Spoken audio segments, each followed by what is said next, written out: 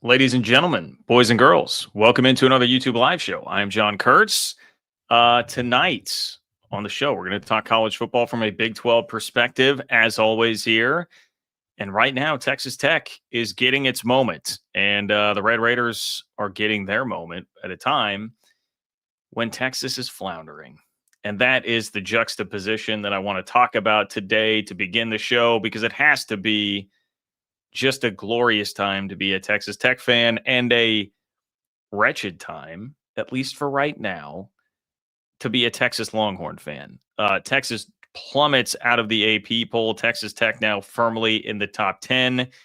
And look, there's a lot that seems to be changing with what is going on in the dynamics of the state of Texas. The AP poll is out. As I said, a criminal amount of disrespect for Cincinnati that I want to talk about. They are facing a very similar problem that the Big 12 has faced before, as recently as last year. I've got some new Big 12 power rankings. Okay. Big 12 power rankings to drop.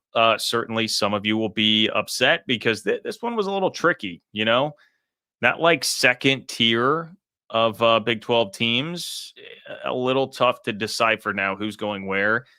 And we even have a change at the bottom. Okay. We've got a change at the bottom. And finally, Cody Campbell, guys. I probably have not been covering the SCORE Act, SAFE Act, all that stuff going on in Congress as much as I should have. But with the season going, I didn't want to get too deep into the weeds on that, right? Like we all care. We're here for college football. College football is happening. But Cody Campbell is really shaking some things up. And he basically got censored by Fox and ABC this weekend. TV networks that would not air an ad that I will show you. It doesn't seem that crazy, but it's easy to understand where the friction is coming from on this. So we'll get you up to speed on that and what this means, because I'm telling you, I think this was a bad move for anybody who doesn't want to see Cody Campbell's interest advanced, because now there's way more conversation about this, way more talk and way more conversation about this. So that's the show tonight. Like the video, subscribe to the channel. All of that is great. Really helps. I appreciate everybody who does that. Make sure you're subscribed to the Open for Business Big 12 newsletter at ofbnews.com. That is ofbnews.com to get subscribed there. Appreciate everybody who does that. And John-Kurtz-4 on Venmo. If you want to leave me your question or comment there, I will kick off the next show with it. And that is where we are going to start. Okay. Oh, by the way, fill up the chat. And if you submit a super chat by clicking the $ below the chat box, you can be a part of the show tonight. Guarantees that you make it on. Let's see. This was from Bob. So, yeah, okay, Bob. Bob, thank you for the support. Bob says, my respect for Coach Prime, which was already high, soared after his recent post-game comments. Thanks also for your comments and the recent imbroglio.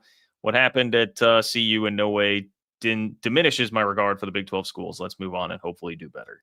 Yeah, appreciate that, Bob. Good comments there. Kind of what Coach Prime was asking for, right? Like, don't make too big of a blanket judgment based on the actions of some students that, in his words, okay, not mine, his words, were perhaps drunk and high at the same time. I believe the kids call that crossfaded. Probably making myself sound really old with that. Anyway, yeah, Bob, thank you for that. Congratulations to your Cougars for winning on Friday night. And thank you once again for your support of the channel. Okay, let's get off and running here. Even the national media has now finally had to admit this is Texas Tech's moment. This is Texas Tech's time to shine. And you know what else they admitted? Finally, after we were all screaming for it last week, they admitted that Texas sucks. They admitted that the Texas Longhorns in the year of our Lord 2025 suck at football. That is what the national media has to say. Have you thought about how rough this has to be as a Texas fan right now? Have you looked at the AP poll to not only see the fact that Texas Tech is now in the top 10 at number 9, but look who's number 5. Texas A&M is number 5. So if you're a Texas fan right now, and I know, Tech fans, maybe there would be an argument and some beef still there with Texas A&M where you'd be arguing about who's better. Like, okay, that's all in good fun. But you know who's not in the argument? You know who's not in the conversation right now after losing at Florida and single-handedly keeping Billy Napier's job alive for at least another week? That would be the Texas Longhorns, led by football royalty Arch Manning. I don't want to trash him too hard. He seems like a nice dude who has not, I've always appreciated that he hasn't taken the amount of attention that's out there and used it to the nth degree. Okay. But Arch Manning is not a very good quarterback right now. The conversations about whether or not he should be benched is a guy that Paul Feinbaum was insinuating was the second coming of Tim Tebow, right? 3-time Heisman finalist, 1-time Heisman winner, Tim Tebow. It looks like Texas Tech has 2 quarterbacks on its roster better. Marcel Reed certainly is a more effective quarterback at Texas A&M right now. Can you imagine being a Texas fan and watching this all unfold at the moment? Even if you want to, let's break this down. Like TCU, better start than Texas. They at least had a fun moment this year. They got to just knock the living crap out of Bill Belichick in North Carolina on national TV to start the season on Labor Day when everybody got to watch. That's a much better moment than Texas has had. Everybody watched them completely lay an egg against Ohio State, not be able to move the ball, not be able to score. Baylor. Baylor beat SMU. So there's at least that. I guess we could debate, the Baylor start there. But the point is, if you just start going down the list of schools in Texas right now, Texas is pretty low on this list right now, man. Pretty low. And last week, it seemed pretty ridiculous to anybody. I was going to say with a functioning brain. Let me try and be a little kinder. Anybody who had watched football games this year, that putting Texas above Texas Tech in the poll was a pretty ridiculous notion. Texas had shown you nothing. Texas has still, by the way, not beaten a Power 4 opponent this year. Texas also has gone from being preseason number 1 to out of the poll faster than anybody in history. It took just 5 weeks, right? Anybody that was watching could really tell this, but Texas has that Longhorn on the side of the helmet, right? They have the brand, they have the SEC, they have the playoff appearance that they can still cling to from last year. That's what Texas has. What they do not have is a very good football team right now. So instead, the AP poll finally wised up. They finally wised up. As the conversation turns to, hey, does Arch Manning need to be benched? The conversation turns to, man, Texas Tech, like, okay, they're like top 10 good. Is this team like top 5 good? Like, are they there? Texas Tech winds up number 9 in the AP poll. Texas drops all the way out. Okay. It is, if you take a step back, like just follow me here, okay, with where Tech is at compared to in-state rival Texas, okay? This is a season in which Texas is coming off of back-to-back college football playoff appearances. They're in their second year in the SEC. They just played for an SEC championship last year. They have literal quarterback royalty playing for them in the mighty SEC. He was the most hyped player that we've seen in college football in years, maybe since like Johnny Manziel. That's an interesting discussion there. But yeah, you got Paul Feinbaum out there comparing him to Tim Tebow. All of this, the brand power that the SEC has, all of that. And here we are. It's early October, guys. We're in the first week of October. And Texas Tech has the spotlight when it comes to what people are talking about football in the state of Texas. Like, I get Texas A&M. Texas A&M definitely had a moment, right? I mean, they beat Notre Dame. Nice win over Mississippi State yesterday. Slow start, but nice win over Mississippi State. They are ranked 5th in the country right now, but because of some, sometimes obnoxious, annoying media narratives about how much money Texas Tech spent on its roster, I mean, Tech actually is, they are the biggest story. Like, they are the story. People are now taking notice, like, oh, okay, this team is definitely good. This team is definitely head and shoulders above everybody that they've played so far. We need to pay attention to this. Oh, they have this multi-billionaire oil booster. Oh, they have a couple of quarterbacks, both of whom might be better than Arch Manning. Oh, they spent a bunch of money on their roster this year. So that means, wait, they might actually be good because we value talent and above everything else, basically, in college football is currency. They look like they have that. So people are now paying attention to this. And it's crazy. It's so easy when you get caught in the moment to not see the forest through the trees. We're in the trees right now of the season. But if you look at the forest of where we were when we came and approached that forest in August and we're getting ready for the season and everything that was happening with Texas and Arch Manning, it is pretty wild. It is pretty wild to see where Texas Tech is at and where Texas is at right now. Like I said, it's going to come with some annoyances, like the clip from the broadcast that I did discuss yesterday, which was Dave Pasch saying that Texas Tech spent an astronomical amount on its roster, and that always being the center of the conversation when it comes to Tech. But as I've said, well, it is annoying, even for somebody like me, as an outsider watching it, take the attention and use it to your advantage. This is a good thing. You're drawing more eyeballs to your program. Now, you need to back it up, keep winning games, but you're drawing more eyeballs to your program. You're getting a bunch of attention. Plus, it's kind of fun to be the bad guy. So turn yourself into Darth Vader. Be the bad guy with it. It's a fun thing to do. You know, you even have, if you really want to carry out this narrative about Texas Tech right now, it extends to like recruiting. You know, I mean, the Felix Ojo recruitment was one that I know definitely got under Texas fans' skins, right? And now, I mean, Texas Tech has a top 25 class. I think in both 26 and 27, right? They've been on fire in the 26 class. 27, they just landed a 5-star commitment yesterday from a defensive lineman who chose them over Texas A&M, Oklahoma, and Ohio State. So, I mean, there's a lot going on here that is working to shift gradually the narrative. I mean, you're never going to take away the Longhorn logo. You're never going to usurp Texas, okay? That's not what I'm sitting here trying to say. But it's pretty impressive how much work has been done from an attention standpoint, where we are in an attention economy in this world now, from an attention standpoint with what Texas Tech has been able to achieve by October 5th. Like, it's October 5th, man. Yeah. And we'll see. We'll see how, you know, this is I hesitate to even say this because it's so early. It's so early. But Texas Tech has a clearer path to the playoff in the Big 12, no matter what the playoff format is going to wind up looking like, because they can't really agree on anything right now.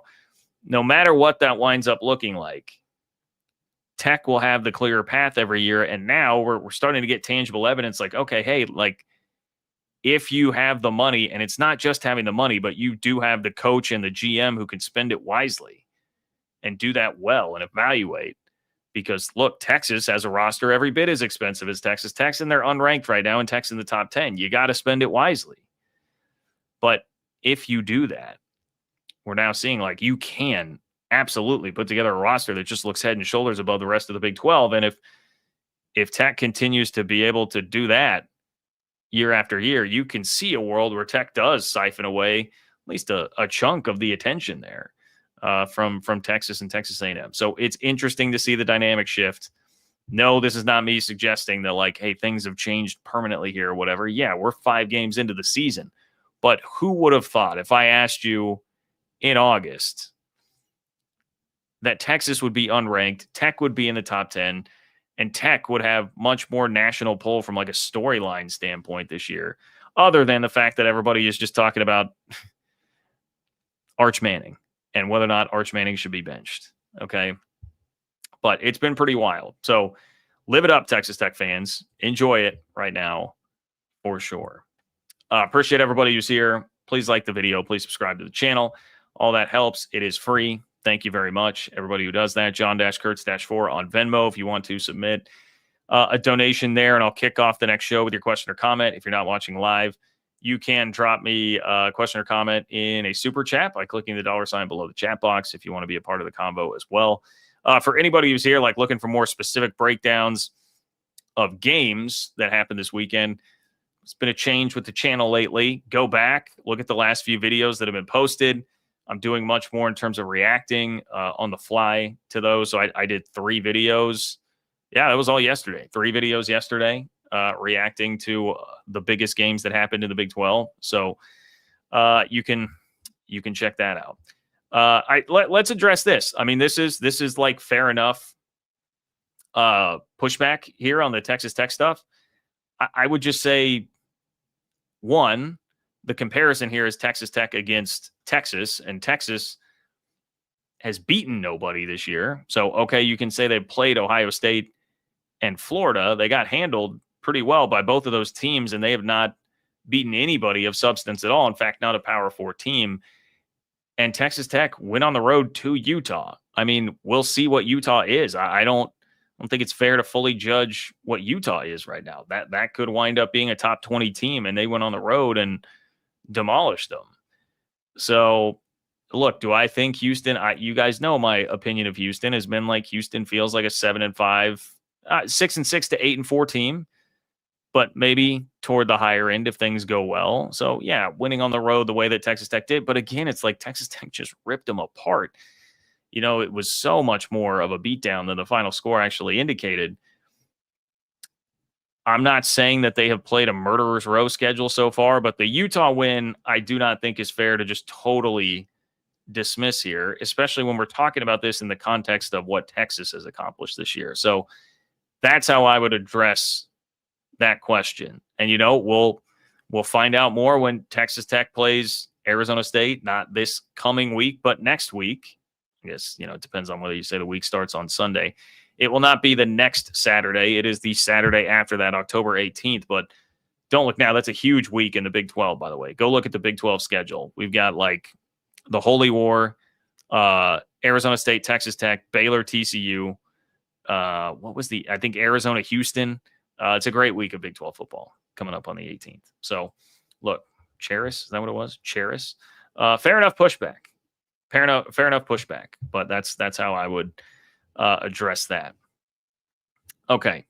Now, this doesn't mean that everything is great here in Big 12 land. The AP poll, once again, is going to make you angry. Cincinnati not being ranked is a crime. And it's kind of put the Big 12 in a tough spot here. I'll explain that. And it's a similar situation that the Big 12 found itself in last year. But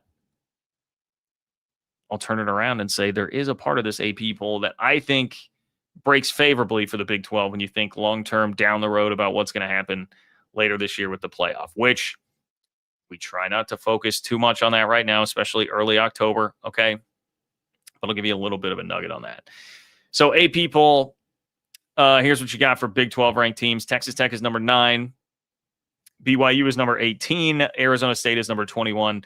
Iowa State is number 22. Cincinnati, crime against humanity, 26th. Utah, 29th. TCU is also receiving votes toward the bottom there. Let's see. I should bring up this poll for you while I'm discussing it so you guys can all see. I do feel like that would be helpful, and my apologies for not being on that right away. Let's go ahead and share the screen. Here you go. All right. So, I guess if I do that, you're not going to be able to, StreamYard, this is real annoying. This is quite annoying. There we go. That probably looks the best. All right. Not going to be perfect, you guys, but you can handle it there. So Texas Tech in the top 10. I mean, look, at number 9, I've got no problem with it. As we just had the pushback there, if you want to have questions about their schedule, that's fine. And you want to say, hey, can't deal with putting them higher than number 9, like that's fine. I would be curious what the same guy who pushed back on this would say about Indiana. Indiana absolutely blasted Illinois, but do we trust that Illinois? I see that they're ranked 17th in the country. Do you trust that Illinois, is Illinois, how much better is Illinois than Utah? I mean, if you put Utah and Illinois on a neutral field, I would take Utah to win that game.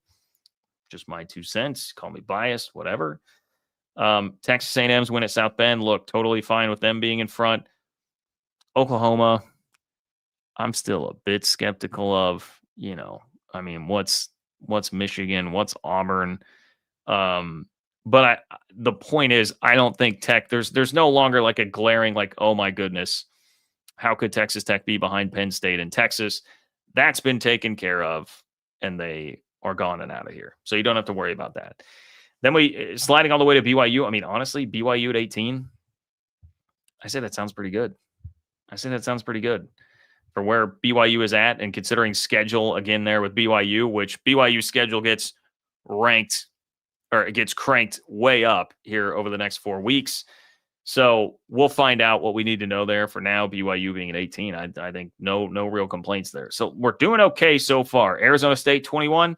I think that's fine. It's crazy to me that it's like one bad defensive call in Starkville is the difference between Arizona State being in the top 10 probably right now and being all the way there at 21. But I can't really beef too much with that.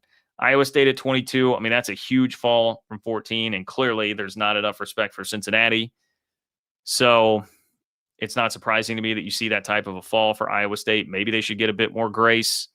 They do have the win over Iowa, depending on what you think of Iowa. Shrug on that one. Of course, Iowa's not going to really help out too much here. But my beefs are not really with anybody that's actually in the top 25 poll. Iowa State, I guess I would just say you only have yourself to blame when you fall behind 31-7. I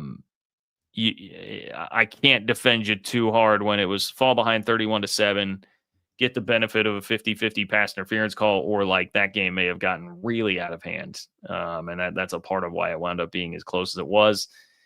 But Cincinnati being on the outside looking in, man, I do hate that. They basically lost a very tight road game at Nebraska to begin the year. One possession road game where they were driving potentially for the win when they get it picked off in the waning moments of the game. But Arrowhead was a Nebraska home game that Cincinnati was playing there. And since then, I know that AP poll voters are not going to be wowed by a win at Kansas, but that was a solid win. And then they took it to Iowa State. I understand the final score makes it look a little bit closer than it actually was, but that's a 31-7 game. And then Cincinnati was basically just, hey, let's kind of hold on and get out of here. And they made one play in the second half, and that's all they needed.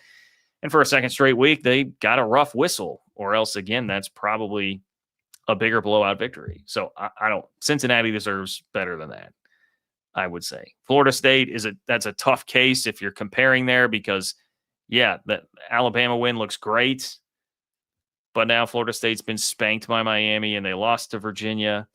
I understand South Florida has some nice wins. Memphis, I would probably argue against. But even if you're a Cincinnati fan, you're looking at this saying, wait. Iowa State sitting there at 22. They're 5-1. We in essence have the same resume, except we just pummeled them. We're up 31-7 on them. I mean, I know that as an AP poll voter, you can't go specifically head to head like that, but it is pretty crazy to look at that. I understand the beef if you're Cincinnati. I do understand the beef. So, okay, there's the AP poll. But what's crazy is I did want to make this point about it. Brett McMurphy had a really nice tweet. Brett McMurphy now of On 3 about the preseason poll. And, some of this is just how silly preseason poll stuff can be. But look at this. Your preseason AP top 10. Number 1, number 2, and number 4 are now currently not ranked. And it's October 5th. 3 of the top 4 teams in the preseason AP top 10 not ranked. So if you needed further confirmation that the AP poll doesn't know ball, this is some pretty good confirmation there. But plus, Notre Dame was number 6. They're now number 16. LSU also out of the top 10. There have been some big misses there. And to me, I think this part's actually kind of nice for the Big 12 in a way, because if it's going to be a wild and zany year, then that is better for the Big 12. That's better for anybody, not the Big 10 of the SEC. You don't want favorites winning. You want things to be mixed up. Seeing UCLA beat Penn State was awesome. You want that. You want Texas out of there. Get them out of the picture. Root for more of these upsets to happen. And I think more are coming. I think a part of that is just the era that we're in, where your big bad brands can't build as deep of a roster anymore. So we get deeper in the season, you got more injuries, and you just have more teams. The talent's a little bit more evenly distributed in this era. And especially when we're pairing this with the Big 12 does have a team in Texas Tech that looks talented enough to potentially go toe-to-toe with some of these teams. I mean, we will see, and you guys know I have my reservations about quarterback, but Texas Tech looks like that's at least in the realm of possibility. I say play ball, man. Let's go out and see what happens in this type of a year for Texas Tech and the Big 12 in general. So I think that's at least encouraging. Let's see. Oh, I forgot about this point with Cincinnati. So I think a part of what's going on with Cincinnati is dealing with the same type of thing that happened to Arizona State last year. And what happened to Arizona State last year is that they start making their move, right? And it takes everybody a really long time to get on board with it because they don't trust that brand. They don't trust what Cincinnati actually is. Just like they didn't trust what Arizona State actually is last year. And so until you're going to have to overprove yourself, more or less, is what that means. If you're Cincinnati, you're going to have to overprove it. Really, BYU, I mean, I think BYU to an extent last year dealt with this also as they were ripping off their unbeaten 9-0 start. You're not a proven, trusted brand. It's not going to catch on as quickly. Had this been, I know this is a total opposite of what happened this year, but had this been Oklahoma State that had a start like that, I think people would be quicker to jump on board, right? And that's where it's like, hey, if you're talking about potential at-large appealability for the Big 12 here, like possibilities, Cincy's win in a vacuum, probably not a good thing for the Big 12 because Iowa State as a brand has a little bit more cachet right now than Cincinnati does. Even though, I mean, Cincy went to the playoff 4 years ago. I get that, but in college football years in 2025 right now, like every year it's like 7 because of how much is happening off the field and how much things are skewing toward the big brands and the Power 2 and all that. You almost have to count it like in dog years right now. So it's very, very far in the rearview mirror. That's the unfortunate part. Okay. Please do like the video, subscribe to the channel. We got some super chats here that I'm going to pop in and address. Click the $ below the chat box if you'd like to leave a super chat. Appreciate everybody who does that. Starter 179. This is back to the conversation about Texas Tech getting the pushback that they haven't played anybody. By that logic, Oregon has beaten no ranked teams. Yeah. Oregon beat Penn State. Big whoop. Penn State's not ranked. Yeah. Take that, Texas Tech haters. Who else has Oregon played? Let's go look at the Oregon schedule. Yeah, they beat, the rest of that Oregon schedule. Montana State, Oklahoma State, Northwestern, Oregon State, and then Penn State. Then they got the Penn State win. And you know what? You can really argue that because it took overtime, Oregon actually struggled with Penn State more than UCLA did. So, boom, roasted. There you go. Take that. Good job, starter 179. Alan, what's up, Alan? Alan says, John, great show tonight. Great to see Texas lose. I may be alone, but I still believe KU has a puncher's chance of upsetting Texas Tech. Rock Jock Jayhawk Allen. Okay, Alan coming in. Alan, you're throwing me off a little bit here. New picture, like things look a little different here. Think Kansas has a puncher's chance against Texas Tech. Okay, let's go. I was going to pull up. This is so flawed, but I do like to just get a gauge on this. It's entertaining to go look at the ESPN probability, what they listed at. So they've got it at about 75-25 Texas Tech. I mean, the game's in Lubbock. Night game in Lubbock with Texas Tech, like, fans in a total fervor right now with where the team and the program is at. It's going to be a hard environment to go play in. I will be honest, Alan, I don't share that belief that Kansas has a puncher's chance to win the game. I think we have seen that even when Tech, I think, was a little lethargic and had the ultimate spot of like an extra week to soak up the attention going to play Houston, I thought they were a little bit lethargic in some ways and they still just pulverized them. Is Kansas a better team than Houston? Can't remember how I put it in my power rankings. I think they were right next to each other. I don't see it. But I could be wrong, Alan. I could be wrong. I've been wrong plenty of times before, but I appreciate your support and I thank you for being here, Alan. Joe says the bad calls in Tempe, change all for TCU as well. Well, here, Joe, here's what I would say about Tempe is that one of them, I think, got a little extra amplified just because it came in so late, but I do believe that was the right call, the pass interference call. And you almost got doubled up in total yardage. So I do think in a lot of ways, TCU only has itself to blame, not protecting the 17-point lead there. But I understand as a Frogs fan why you would bring that up that way. It's just that was a game when you go look at the box score at the end of the game. It's kind of like, man, Arizona State probably should have won that game much more comfortably than they did. But I understand why it's one that sticks with you and would make TCU fans sick. And I understand why there's some frustration with the officiating. Eddie, what's up, Eddie? Thank you for being here. I appreciate you being here. Eddie says, hi, buddy. Just got in. Great weekend of Big 12 football. Can't wait till next weekend. Texas, great downfall. Couldn't have happened to a better school. Hey, appreciate you, Eddie. If you guys need a real estate agent in San Antonio, you know who to find. Eddie Lozano, San Antonio Real Estate. Appreciate you, my friend. Thank you for your support of the channel. As always, I appreciate you immensely. It was a good weekend of Big 12 football for sure. Very, very interesting. Telling. We learned a lot.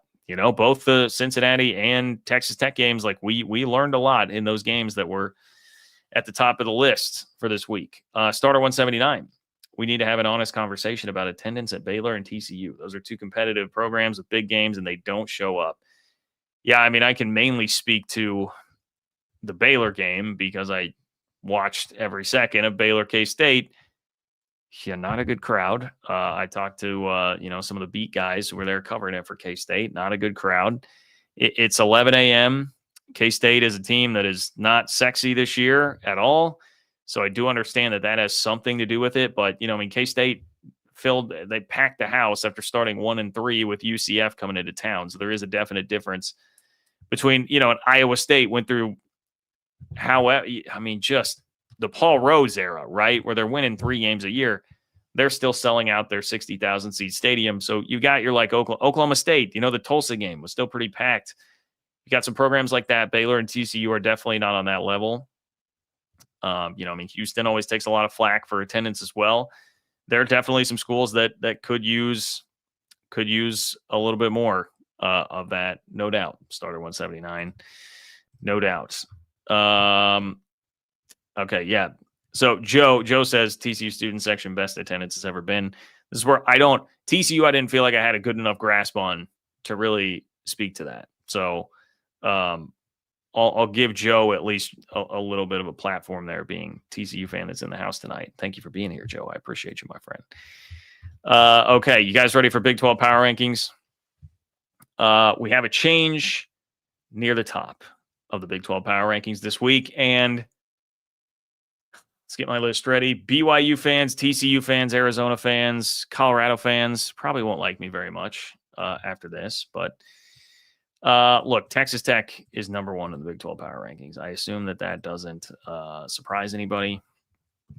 I'm going to stick with the Red Raiders by far, based on what they've done this year, not just the wins, but how they've looked doing it. That is obviously a very important part of it. Then next, Arizona State, I think, moves into the number 2 spot with Iowa State falling out. It was definitely fair before this to keep Iowa State there. Let's get these up for you guys. Will it work like this? It sure will. That looks pretty nice and center. Cincinnati, that to me highlighted in red, just as a personal note to me. My apologies there for leaving that, but Cincinnati's the big mover here. Up from 6 into the 3 spot. I promised this to you guys last night, Cincinnati fans, and here you are at number 3 in the power rankings. Impressed as I could possibly be with that win over Iowa State and what's happened in back-to-back weeks for Cincinnati. So they are shooting up there. I'm keeping Iowa State at 4. I'm not going to drop them below BYU and TCU, but I will tell you That, to me, that was the most difficult stretch of this week to try and figure out is what are you doing with Iowa State versus BYU and TCU? And I will tell you, this to me was not based solely on resume. This is more based on eye test. And I know like that can be annoying as hell to hear. But I still think Iowa State's a more complete team than BYU or TCU, at least as of right now. Maybe by the end of the year, if Bear Bachmeier continues to grow and progress, I will feel differently about that with BYU. TCU, I would say, probably has the best resume of the three. But I still, it feels like there's something missing there. I don't trust TCU enough, right? In fact, like I'll be very interested to see now what K-State team shows up. Obviously, this year that's been kind of a crapshoot. But the early line was like TCU minus 1.5 in Manhattan this week. So important game for TCU to go win. Utah at 7, Baylor at 8. Baylor Houston. I had a decent debate over that.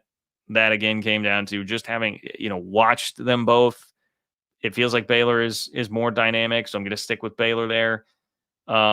Kansas stays the same. Nice win. Still worry about the defense. Got some things figured out in the second half, but I don't, UCF is not a real high-powered offense at the moment. And then, I guess Colorado, Colorado drops a couple of spots. Colorado is this weird thing. I mentioned it yesterday, but I just am like, it's a part of me that's like, well, they played Georgia Tech and BYU and TCU, like actually pretty tough. They were right there in a one-possession game at the end of the game and jumped out to some big early leads in some of those games. But I don't know. The losses are piling up, and it just has never felt like Colorado in the fourth quarter was actually going to win those games. So I don't know. Now you've got, Coach Prime, which thinking of him, man, I hope the blood clot stuff is not popping back up, but he said at the press conference, it seems like that may be happening. Anyway, West Virginia, Oklahoma State at the bottom, a little flip-flop there. West Virginia basically gets that based on what they did against BYU. West Virginia really fought against BYU. So I'm going to, for that effort, give it, and Oklahoma State, got taken behind the woodshed by Arizona State. So maybe it's kind of like a 1 week thing for Oklahoma State fighting with the Mike Gundy firing. And now Oklahoma State's starting to lose some guys too. They lost one of their best linemen who is going to just pack it up in a red shirt. So this could get rough the rest of the year for Oklahoma State. Anyway, there's your Big 12 power rankings for this week, ladies and gentlemen. There are the Big 12 power rankings. I've got one more thing for you here. Let me check the super chats. Okay, we got to all the super chats so far. If you do have something, you got about 10 minutes or so left. I'll cut it off a little bit shorter tonight. Once again, if you're looking for specific content on the games that happened this weekend, check out the 3 videos that I did on Saturday. Oh boy, Wet Blanket says Zane Flores out for the season. Probably. I actually did not know that. Yeah, that could get really, really tough. But if you want more specifically on Big 12 football from this weekend, check out the last 3 videos. Been doing a lot of live streams and just instant analysis drops after big games as they happen throughout the weekend. So please do check that out. And like the video, subscribe to the channel. All that totally free, really helps. If you do want to submit a super chat, click the $ below the chat box. It will guarantee that your question or comment makes it on tonight. And it's John-Kurtz-4 on Venmo if you want to drop me a comment there. Plus, subscribe to the Open for Business Big 12 newsletter, people. 5,200 plus Big 12 fans do. OFBnews.com to get signed up. OFBnews.com. It is totally free. And it is how you get Big 12 news to your inbox twice a week for free. Okay. Last thing here. I had been putting this off a bit, but now was really the time where I think we had to talk about this. Cody Campbell, Texas Tech, billionaire, mega booster, now college sports power broker. He has the Big Ten, the SEC, Fox, and ESPN all shook, man. We have confirmation, and they gave us the proof on a silver platter this weekend.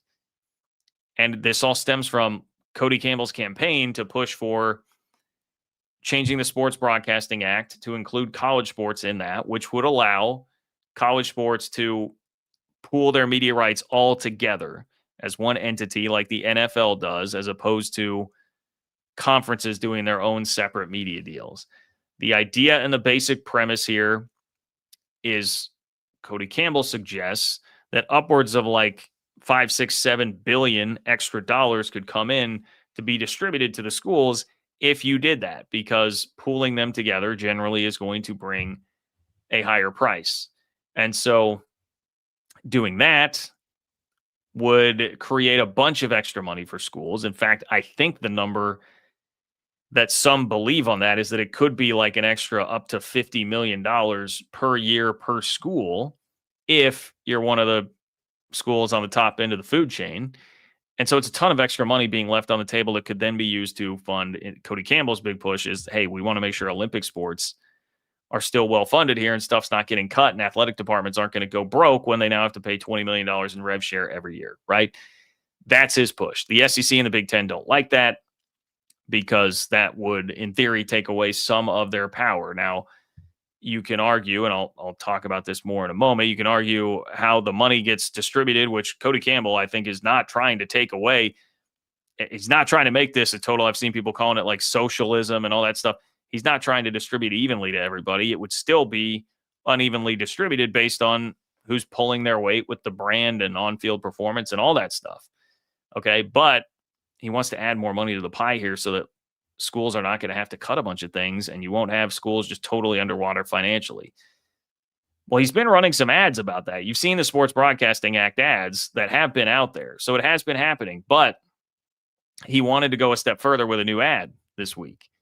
And this ad, you're going to notice, is a little bit different because it has a different target in mind here that he takes some shots at. So this is the ad that Cody Campbell wanted to air this weekend.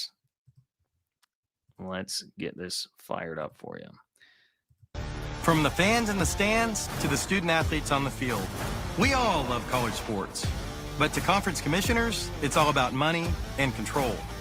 Their greed is bankrupting all but the biggest schools. And women's sports and Olympic programs everywhere are paying the price. Congress must act now to modernize media rights for college sports so programs can thrive and nobody gets left behind. Join the team. Let's save college sports together. Okay, that's it.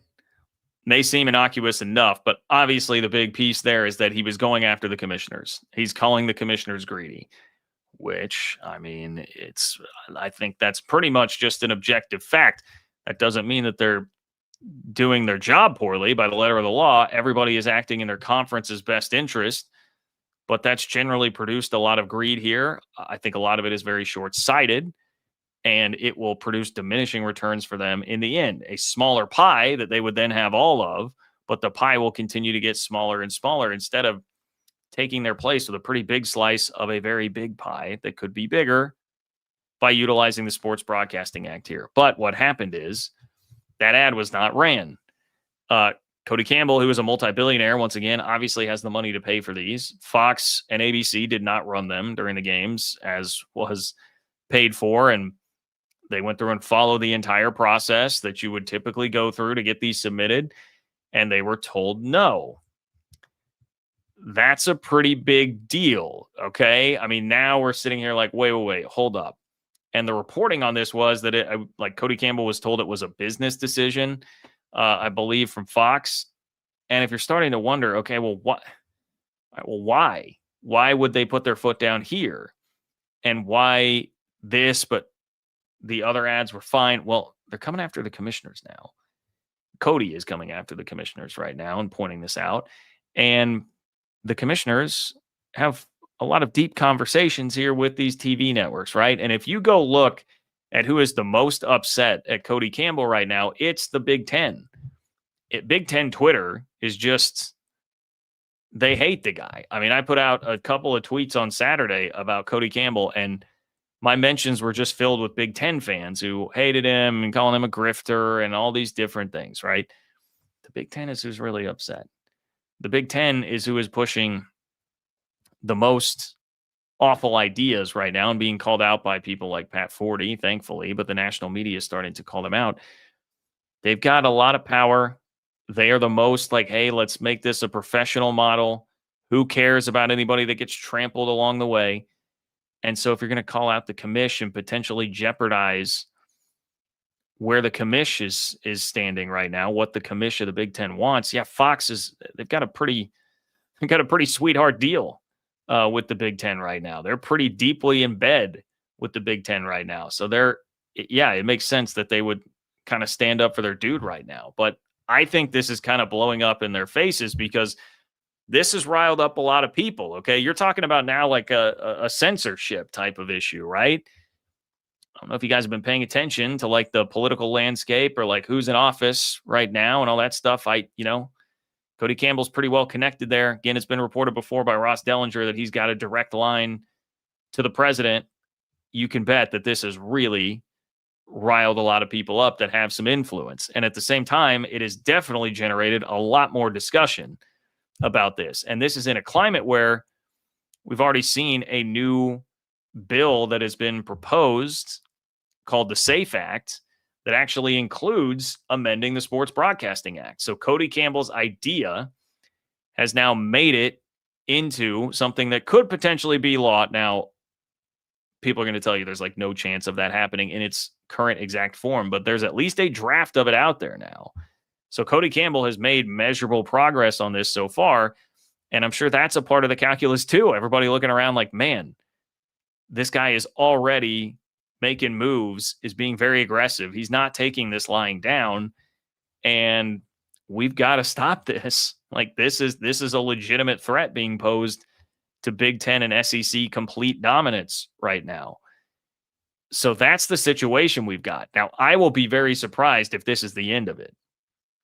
I will be very surprised if it's, we don't hear of any of this anymore and Cody just gives, like, I think eventually you're probably going to see these things on TV. That would be my guess, just based on the climate that we're in right now. But we shall see. And, I saw a lot of the discussion here. Look, people were giving me pushback. Like, are you sure that you should be supporting, as a K-State guy, what Cody Campbell is pushing?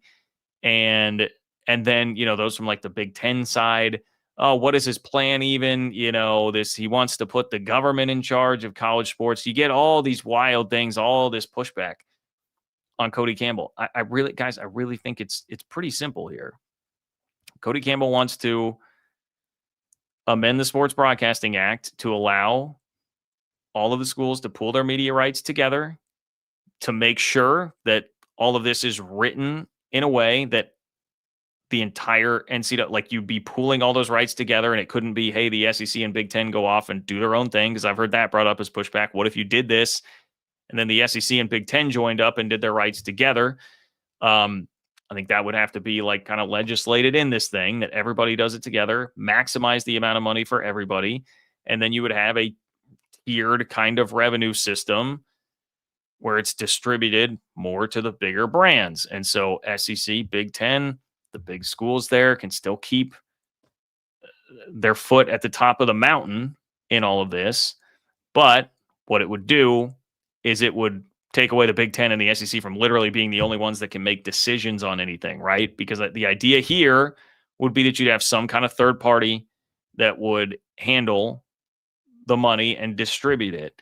And it would be a neutral third party. And I think there's room for negotiation on that.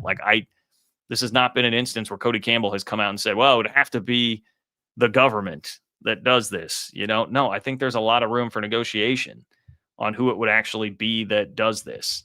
It's also something that would be way far down the road. And this is where you kind of get the feeling like, man, people opposed to this, SEC Big Ten, feels like bad actors here, because the pushback that you get on it right now is that the SEC, like Greg Sankey has said, well, we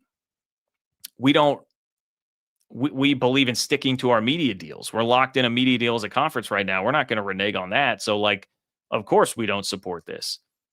Well, that's not what Cody Campbell or anybody is saying here by opening up the Sports Broadcasting Act. They're all talking about doing stuff 7, 8, 9, 10 years down the road when the contracts all expire. Nobody is saying, just because the Sports Broadcasting Act changes doesn't mean that everybody immediately just loses their current media deal. No, you honor the rest of the deal. And then at the end of it, maybe some leagues make a 1 or 2 year deal to sync up the timing on all this. And then bam, there you go. And I think, to me, it really is pretty objectively better for the overall health of the college sports ecosystem. I know I saw like Justin earlier saying, hey, what about G6? That's another bit of pushback that you'll get when people start talking about this. To me, this does more good for more member institutions of college sports than anything else out there, and for sure is much better for everybody than the way that things are headed right now, the way everything is getting so concentrated and hyper capitalist at the top. So I think from kind of like a utilitarianism standpoint, like doing more good for everybody, to me, this makes a whole lot of sense. And I think a lot of this really just comes down to you've got the real power brokers, the Big Ten and the SEC, not wanting to relinquish any power or do something that like would take, this is a shot at greedy commissioners. Like this would take some level of power out of two commissioners' hands in the Big Ten and the SEC if things did change like this, even if their schools would be making more money, right? So no one ever wants to give up money and power, but I think it's going to be a battle to see where this all turns out. There's a lot going on. You have the SCORE Act that's out there. You have the SAFE Act.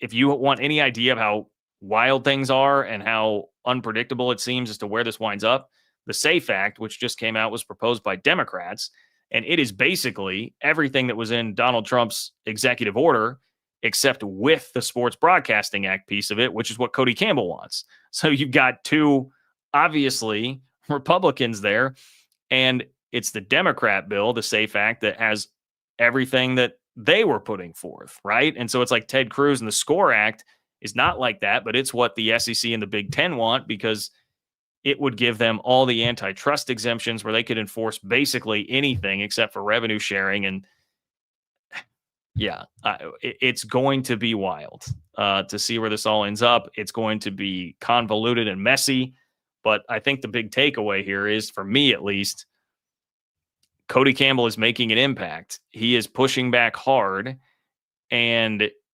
nobody is taking this lying down. And I would extend even some of this to the playoff discussion. Nobody took 4-4-2-2 lying down from the Big 12 or the ACC. And now the latest reporting was the Big 10's starting the bidding at the negotiations right now. Like, all right, fine. What if we did something where we all get 3 or 4 auto bids? Nobody is taking this stuff without a fight. And I think that's what the Big Ten and the SEC are finding out now, is like, hey, there's some real legitimate pushback here, and you're going to have to deal with that. So I hope that's not too complicated. I know it's really easy to get down in the weeds of all this stuff right now. But that to me was an eye-catching story, and I don't think it's the end of it on what's going to happen with these ads that Cody Campbell is trying to run. Pacific Northwest U. What's up, Pacific Northwest U? If Utah only had an opportunity to vault into a higher tier over the next 2 weeks. Oh, yes, my friend. They do. They sure do. Let's see what old ESPN has to say about that one. Real quick. Arizona State at Utah. Blah, blah, blah, blah, blah. 70-30. 70-30 Utah for, Arizona State, Utah is 70-30. So I don't know how you feel about that. Pacific Northwest U, you feel like that's about in line? Would be very curious to know. And then, yes, obviously after that, you got the Holy War. You go to play BYU. Great to see you, Pacific Northwest U. Thank you for being here. Starter 179. Starter 179 says, have to keep Arizona State number 1. They're the champs until they get knocked off. Oh, wow. Tech projects higher on talent, but still need to prove it like ASU did last year. Well, I appreciate that perspective and attitude as a Tech fan, Starter 179. But I think based on what we've seen this year, like I gotta give it to your boys right now at Texas Tech. Still don't have a loss, and Arizona State did lose to Mississippi State. But I appreciate you, Starter 179. Thank you, man. Eddie Lozano, San Antonio Real Estate. And sorry, guys, I'm trying to push through a little quickly here because I do have to run to pop and do something else tonight. But Eddie says, Eddie Lozano, San Antonio Real Estate, my friends. Make sure if you need a real estate agent in San Antonio, hit up my guy, Eddie. Cody Campbell for the president of college sports. Yeah, I mean, if there's going to be like a commissioner or someone who could be high up in this new entity to distribute the revenue that you would get from opening up the Sports Broadcasting Act. Look, I think he should be involved in some kind of leadership position. I get it. People are going to say, oh, he's associated with Texas Tech and the Big 12. And so, we can't put him in charge. I mean, like, okay, right now, the commissioner of college sports is basically two-headed monster of Tony Petitti and Greg Sankey. Okay. So, miss me with, oh, we can't have somebody that's like that closely associated with. That's what's happening right now. And very poor decisions are being made. And what you have is just people not in power, don't like the people in power. The people in power who are making poor decisions don't want to give up that power for the greater good of everybody. And we're just going around in circles. So it is what it is. Starter 179. The problem we have now is the Big Ten and SEC commissioners make $10 million a year. If we get a group TV contract, the grift of a commissioner. Speaking of grift, the grift of a commissioner compensation goes away. They are not going out without a fight. No, they're definitely not. But neither is Cody Campbell. I mean, I can tell you that much right now for sure. Cody Campbell is not going out without a fight. That's a guy who's a multi-billionaire. Okay, he's not just going to bow out and give up. We're in for a battle. I mean, this is going to be a big battle, and I have no idea how it will end. But I love that, the grift of a conference commissioner. I mean, it's a hell of a job, isn't it? I mean, the Pac-12. Remember how much the Pac-12 paid George Kliavkoff, like $7 million or something, just to lose them their conference, right? David, what's up? I keep saying it. The Big 12 Conference Championship game will be Texas Tech versus TCU. All right. Hey, David, rough start for TCU on Saturday, but they did win. That's still very much out there as a possibility. I think TCU, look, the offense has concerned me a bit. The last 2 weeks, been slowed down. They didn't even break 300 total yards, right? 2 weeks ago. So, I'll be curious to see how it evolves, but TCU finished hot last year. If they do it again this year, they're off to a start that can get them there. So appreciate your perspective, David, and congrats to your Frogs for another win. All right, guys, I got to run. Thank you so much for being here. Like the video, subscribe to the channel, subscribe to the Open for Business Big 12 newsletter.